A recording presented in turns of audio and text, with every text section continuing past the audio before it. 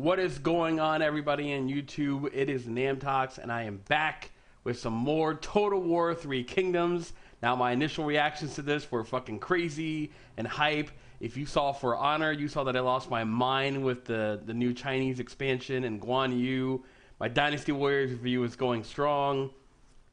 There's just a history of me loving some Three Kingdoms. I love the world they built. I love the historical nature of it. I love the romanticized versions of it. And I got into Total War with Shogun 2, and I love me some Total War. So combining Total War with Three Kingdoms is still, my God, I'm so ready for this game. I'm so excited. And this is going to be the diplomacy gameplay, so probably not going to be hype moments, but I'm excited for all parts of this game, not just the parts where people are doing crazy-ass wushu martial arts. So let's take a look at it, and let's see what they have to offer us with their diplomacy. My diplomacy is kill everything. Usually. I'm a bad player at Total War. You bad. Hello, good evening, and welcome to the first of two videos exploring the all-new diplomacy system in Total War 3 Kingdoms. Our aim this time around is to revolutionise diplomacy, enabling players to influence, befriend, coerce and extort other factions in deeper and more powerful ways. The Three Kingdoms period of Chinese history is an age of personalities, and each faction is defined by the personality. Hold on, okay. Faction leader, legendary commander, authority, expertise, cunning, resolve. You got their traits there. You got their battle strength. You got armor, mounts, accessories. Oh, that means we're going to have red hair? Red hair's got to be in there, right? Okay, no more pausing. We'll keep going. Indeed, if you have an existing diplomatic treaty with a warlord and he dies, handing the reins to his heir, who perhaps doesn't like you quite as much as his father, your diplomatic relationship with them can change significantly. Here we're in the early stages of a campaign playing as Liu Biao. A governor and gentleman of the Han Dynasty, he begins the campaign with the province capital of Xiangyang under his control.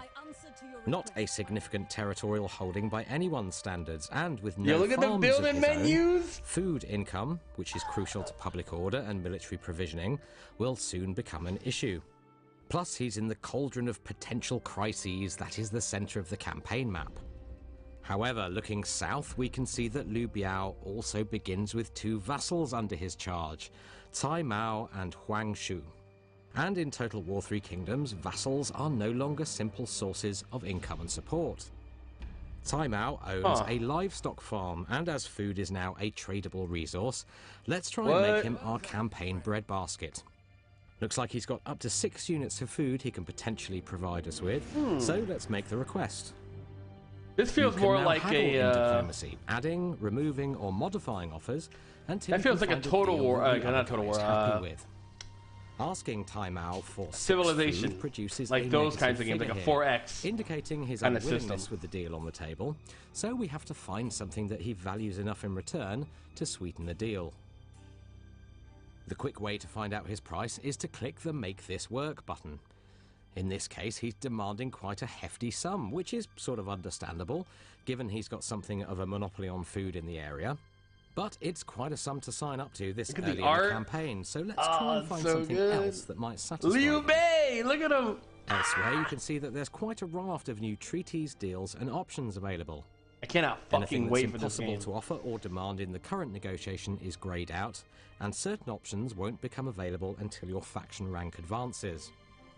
Under diplomatic treaties, we have several offers available. Let's be the good guy. There's a lot more options you can do now. Of autonomy. Now, this is a promise that we'll never annex his faction into our own, but this is not something to take lightly.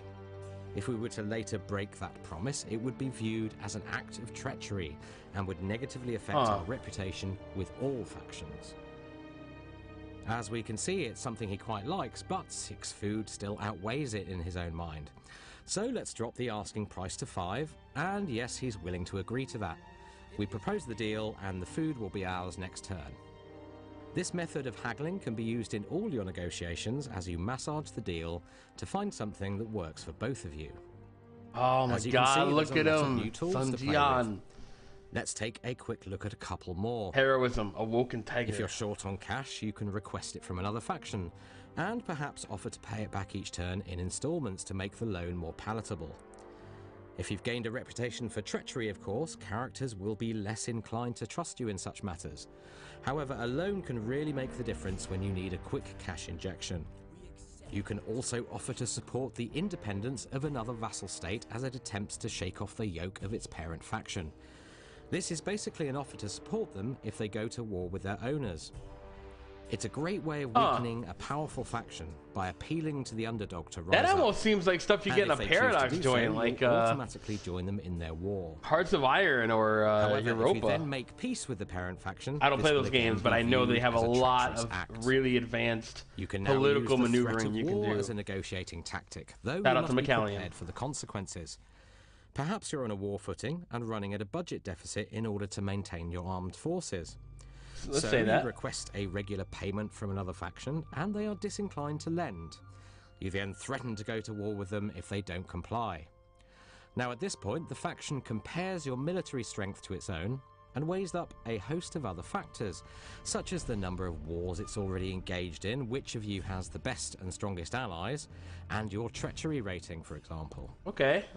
It then decides whether the cost of that war outweighs the regular payments.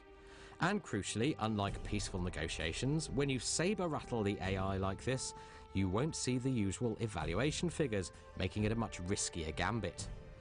If they decide to call your bluff and reject your proposal, war is declared. Time to like put your that. money where your mouth is.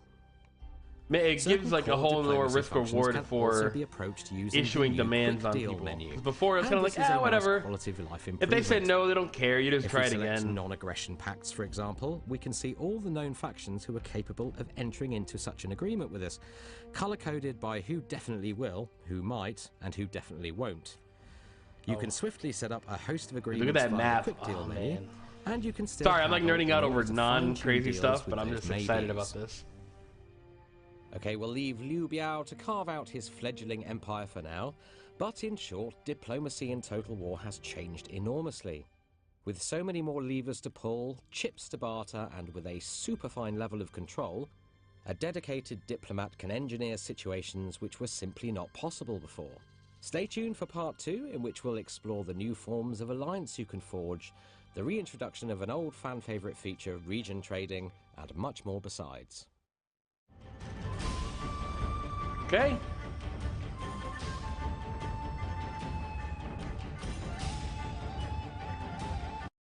I am just very excited about this game.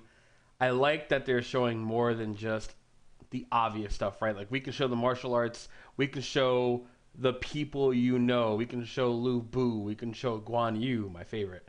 But you still have to remember, like, this isn't Total Warhammer. This is the next major historical game, and each one usually brings significant gameplay changes. So to see things like diplomacy get such a complete overhaul, especially when you're dealing with a region like China that's so huge, there's so many different people, vassals, lords, emperors, you know, officers, generals.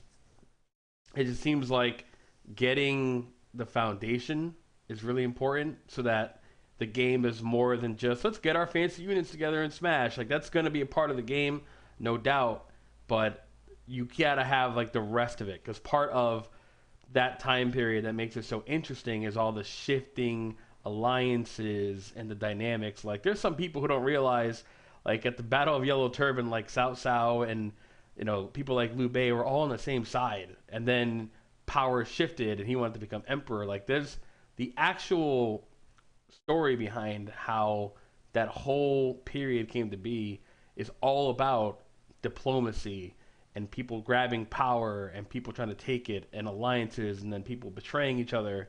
It's more than just, hey, these guys with these cool weapons are going to do kung fu at each other. It's more than that. So it's cool that they're going to that length. I'm excited to see these parts of the game because these are the things that you're most likely going to be engaging with on a long term. So I'm going to end my ranting. That was my live reaction to the diplomacy reveal. the Total War 3 Kingdoms, which I will be covering for Rectified Gaming. So hope you guys enjoyed it. Let me know what you guys think. And March 7th, I will be day oneing, if not trying to get it early for review. So have a good one, everyone. Hope you guys liked it, and I'll see you next time. Like, comment, subscribe, and peace out.